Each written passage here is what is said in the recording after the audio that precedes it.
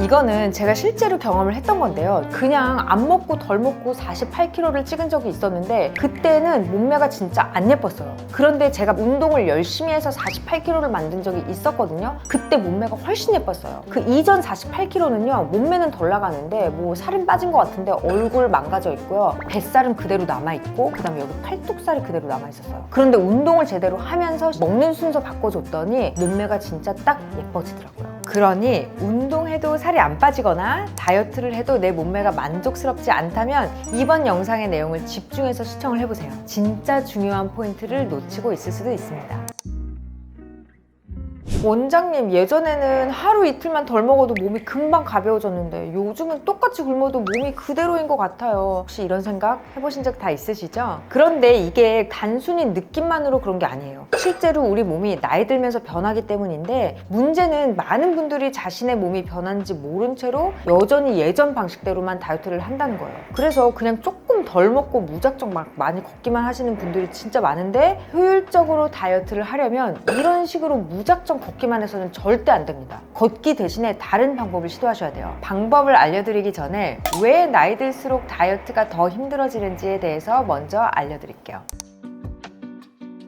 첫 번째로 가장 큰 이유는 근육량의 감소예요. 근육은 우리 몸의 지방을 태우는 엔진 같은 역할을 합니다. 강한 엔진일수록 연료를 많이 소비하듯이 근육이 많을수록 칼로리 소모가 더 활발하게 이루어지죠. 하지만 나이가 들면서 이 근육이 점점 작아지고 그로 인해서 뭐가 낮아져요? 기초 대사량도 함께 낮아지는데 쉽게 말해서 예전과 똑같이 먹어도 지방이 더 쉽게 쌓이는 몸으로 변한다는 거예요. 두 번째, 30대부터는 점점 지방이 특정 부위에만 몰린다는 거예요. 예전에는 전신의 지방이 골고루 퍼졌었는데 나이 들면서 복부, 허벅지, 팔뚝 뭐 이런 특정 부위에만 집중적으로 쌓이게 되는데요. 특히 내장 지방은 호르몬 변화와 함께 나타나기 때문에 단순히 식단 조절만으로는 해결이 안 될 때가 많은 거죠. 그래서 뱃살이 더럽게 빠지지 않는 이유가 바로 이건 거예요. 그러면 어떻게 해야 될까요? 걷기가 다이어트에 효과적인 운동일까요?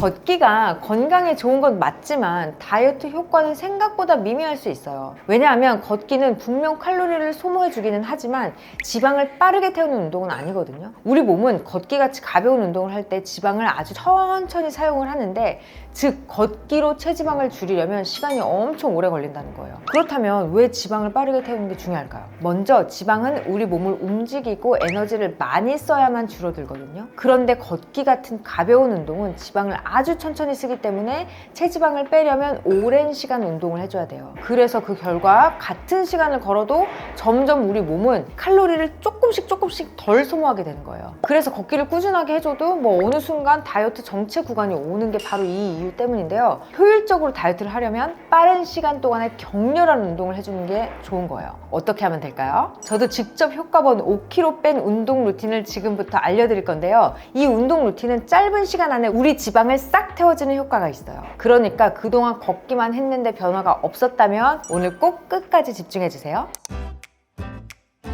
첫 번째는 스쿼트입니다. 스쿼트는 운동을 처음 시작하는 분들에게 가장 추천하는 운동인데요. 일단 헬스장에 가지 않아도 기구 없이도 맨몸으로도 충분히 할 수가 있어요. 그리고 무엇보다 층간소음 걱정이 없이 집에서 아무 때나 쉽게 할 수 있어서 진짜 좋은 운동이에요. 또 제가 이 스쿼트를 정말 좋아하는 이유가 하나 더 있는데요. 이게 단순히 허벅지 근육만 쓰는 게 아니라 엉덩이, 복부, 코어까지 전신을 자극하니까 칼로리 소모가 클 수밖에 없어요. 그러니까 지방을 태우는데 엄청 효과적이라는 거죠. 거기다가 꾸준히 하면 근육이 늘면서 기초 대사량이 올라가고 그 결과 어때요? 같은 양을 먹어도 살이 덜 찌는 그런 체질로 변하게 되는 거예요. 그래서 다이어트 할 때 꼭 필수로 해야 하는 운동인 거죠. 스쿼트는 사실 그냥 앉았다가 일어나는 동작이에요. 그러니까 너무 어렵게 생각할 필요는 없어요. 먼저 어깨 너비보다 살짝 넓게 발을 벌리고 발끝은 약간 바깥쪽으로 향하게 해주세요. 손은 가볍게 깍지를 껴주시고 엉덩이를 뒤로 빼면서 천천히 앉습니다. 마치 의자에 앉듯이 내려가면 되는데 이때 무릎이 발끝보다 앞으로 나가지 않게 해주세요. 허벅지가 바닥과 나란해질 때까지 내려갔다가 다시 천천히 올라오면 됩니다. 처음에는 15에서 20회 정도 3세트씩 해보시고요.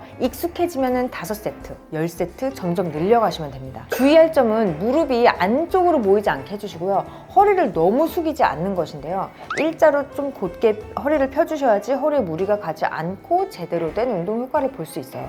복근도 같이 써주세요, 이때. 그래서 처음 하시는 분들은 전신 거울을 보면서 연습해보세요. 그러면 금방 감이 오실 거예요. 만약 더 자세한 내용이 궁금하시면 이전 스쿼트 영상을 한번 확인해보세요. 두 번째는 양팔 벌려 접기와 사이드 스텝인데요. 이 동작은 단순히 팔과 다리를 움직이는 것이 아니라 전신을 활용해서 지방을 태우는 운동이에요. 특히 복부 지방, 그 중에서도 건강에 해로운 내장 지방을 줄이는 데 효과적입니다. 내장 지방은 피부 아래에 있는 그 피하 지방보다 더 건강에 해로운데요. 성인병을 유발할 수 있는 그런 지방이기 때문이에요. 콜레스테롤도 높여주고 당연히 혈관에도 안 좋습니다. 제가 알려드리는 이 운동은 전신을 움직이는 운동이라서 계속 하다 보면은 자연스럽게 강도가 높아집니다. 그래서 그만큼 내장 지방이 더 빠르게 줄어들고 체중 감량에도 효과가 커지죠. 그래서 단순히 살을 빼는 걸 넘어서 건강까지 개선할 수 있는 운동인데요. 방법은 아주 간단합니다. 양팔을 옆으로 쭉 뻗고 팔을 가슴 앞으로 모았다가 다시 벌리는 동작을 반복하면 돼요. 팔을 모을 때는 가슴을 살짝 조인다는 느낌으로 하면 더 효과적이에요. 그리고 동시에 다리는 좌우로 번갈아 가면서 사이드 스텝을 밟아주면 됩니다. 처음에는 천천히 시작했다가 익숙해지면 점점 속도를 올려서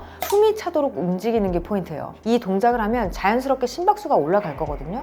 그러면서 전신의 지방 연소가 촉진이 될 거예요. 팔과 다리를 동시에 움직이면서 복부 근육도 함께 자극이 됩니다. 그래서 허리 둘레를 줄이는데 특히 효과적이에요. 또한 가슴과 어깨 근육을 스트레칭하면서 굳은 근육을 풀어주는 효과도 있습니다. 이 운동은 60초 동안 반복한 뒤에 30초 휴식을 주면서 하시면 되고요. 운동 강도를 높이고 싶다면 팔을 더 빠르게 움직이면서 스텝을 크게 밟아보세요. 그리고 기본적으로 코어에 복부나 이런 그 온몸에 약간 힘을 딱 주고 운동을 하시면 되세요. 만약에 무릎이 약하거나 체력이 좀 부족하시다면 천천히 하시고요. 본인 속도의 페이스에 맞춰서 하시면 됩니다. 이제 마지막 동작이에요. 앞에서 했던 동작들을 결합해서 전신의 열량 소모를 극대화하는 응용 동작입니다. 이 동작은 복부에 특히 효과적이에요. 뱃살이 늘어졌거나 다이어트를 해도 배만 남아있는 경우라면 꼭 한번 해보세요. 먼저 양손을 머리 위로 높이 들어 올립니다. 그 다음 손을 빠르게 내리면서 몸을 숙이세요. 다시 손을 올리고 리드미컬하게 이 동작을 반복하면 됩니다. 다리는 제자리에서 가볍게 뛰거나 사이드 스텝을 밟으면서 리듬을 맞추면 돼요. 점프를 하면 운동 강도가 더 올라가지만 층간소음이 걱정이 되거나 무릎에 부담이 갈 경우에는 제자리에서 걷는 동작으로 대체하셔도 괜찮습니다. 이 동작을 하면 복부와 허벅지 근육이 동시에 강화되면서 전신 근육을 활용할 수 있기 때문에 체지방 감소와 체력 향상 효과까지 얻을 수 있습니다. 60초 동안 반복한 뒤에 30초간 휴식을 주면서 진행하면 효과를 극대화할 수 있어요. 단순히 살을 빼는 것뿐만 아니라 몸의 라인을 정리하는 데도 좋고 전반적인 체력 향상에도 도움이 됩니다. 이제까지 알려드린 이 세 가지 동작을 하나로 묶어서 10분 동안 따라해보세요. 짧은 시간이지만 효과적으로 다이어트를 돕는 루틴이 될 수 있습니다. 운동이 처음이신 분들도 어렵지 않게 따라할 수 있도록 구성한 루틴이라서 오늘 당장 부담 없이 시작하실 수 있으실 거예요. 그리고 이 운동 루틴을 해주시면서 먹는 방법만 바꿔줘도 훨씬 더 효과적으로 살을 빼줄 수 있는데요. 분명 적게 먹으라고 하겠지? 라고 생각하셨나요? 분명히 적게 먹으면 당연히 살을 빼는데 도움되는 건 맞죠. 하지만 그렇게 막 꾹꾹 참아가면서 하기에는 우리 평생 이거 해야 되는데 너무 힘들잖아요. 그래서 먹는 양은 평소와 비슷하게 유지를 하시되 지금부터 알려드릴 이 세 가지만 지켜주시면 돼요. 앞에서 소개시켜드릴 운동 루틴과 이 세 가지만 지키면 살도 더 쉽게 빠지고 몸매 라인도 예쁘게 잡히면서 살이 쉽게 찌지 않는 몸으로 그런 체질로 변하실 수 있을 겁니다.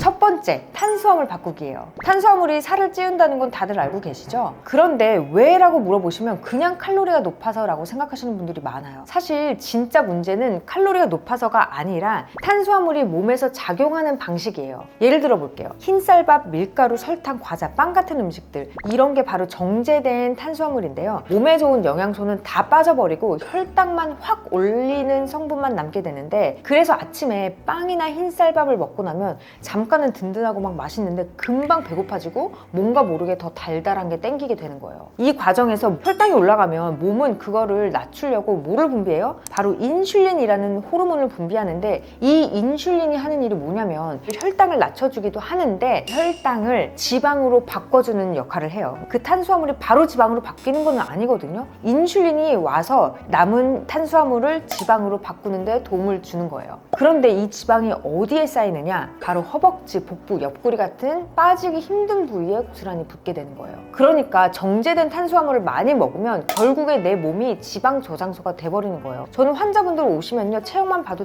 딱 알아요. 몸매 딱 보고 빵 좋아하시죠? 면 좋아하시죠? 말씀 여쭤보면은 진짜 거의 100%예요. 그래서 이 과정이 반복되면 점점 살이 찌기 쉬운 체질로 바뀌는 거죠. 조금만 먹어도 막 살이 붙는 거예요. 그렇다고 탄수화물을 무조건 끊어야 하느냐? 그건 절대 아니죠. 앞서 말씀드린 것처럼 탄수화물 종류를 바꾸면 되는 거예요. 현미나 귀리, 통밀 같은 복합 탄수화물을 드시면 되는데요. 그러면 소화 속도가 느려지면서 혈당을 천천히 올리고 지방으로 쌓일 확률을 확 낮춰주는 거예요. 이렇게 같은 탄수화물을 먹더라도 칼로리가 같더라도 어떤 것을 선택하느냐에 따라서 다이어트 결과가 확 달라질 수 있어요. 두 번째, 단백질 섭취하기예요. 다이어트 할 때 단백질이 중요하다는 말 진짜 많이 들어보셨을 텐데 왜 중요한지 제대로 알고 먹는 분들은 많지 않아요. 단백질은 근육을 보호하면서 지방을 태우는데 꼭 필요한 영양소예요. 그러니까 단백질이 근육에만 붙는다라고 생각을 하시는데 지방을 태울 때도 진짜 필요한 거거든요. 단백질이 부족하면 살이 빠져도 근육이 줄어들고 몸매는 탄력 없이 처지게 됩니다. 그리고 몸이 쉽게 피곤해지고요. 기초 대사량까지 낮아지면서 어떻게 돼요? 살이 쉽게 찌는 체질로 변하게 되는 거예요. 반대로 운동을 하면서 단백질을 제대로 섭취하면 근육량도 유지를 해주고요. 지방을 태워주기도 해요. 지방만 효과적으로 태울 수 있기 때문에 살이 빠져도 탄력 있는 몸을 유지할 수 있는 거예요. 그런데 단백질도 무조건 많이 먹는다고 좋은 거는 절대 아니에요.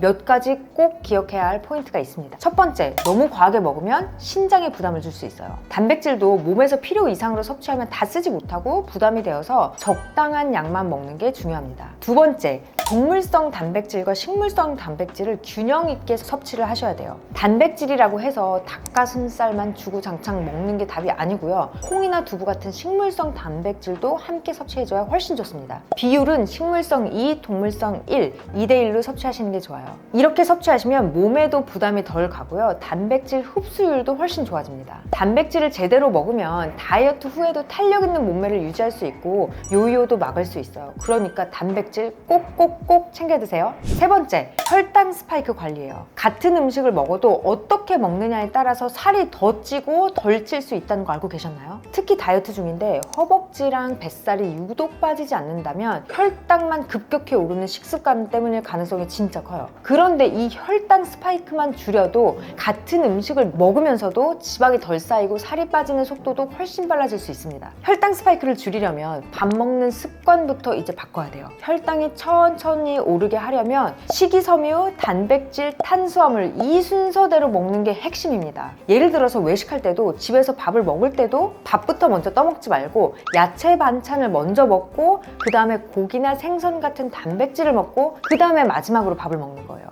이렇게 하면 같은 양을 먹어도 혈당이 천천히 올라가고 지방으로 저장되는 비율이 낮아져요. 그리고 식사 후에 바로 앉거나 누워버리면요, 또 혈당이 급격히 올라가면서 남은 당이 지방으로 안 예쁜 부위에 쌓이기 너무 쉬워요. 하지만 식후에 한 10분에서 20분만 가볍게 움직여도 혈당이 천천히 올라가면서 지방으로 전환되는 속도를 늦출 수 있어요. 꼭 밖에 나가서 걸을 필요도 없어요. 그냥 집에서 설거지를 하시거나 청소를 하시거나 이런 것만으로도 혈당 스파이크 치는 거를 막을 수 있습니다.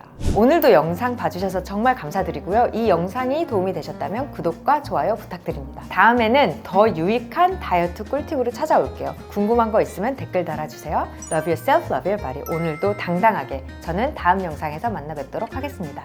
바이!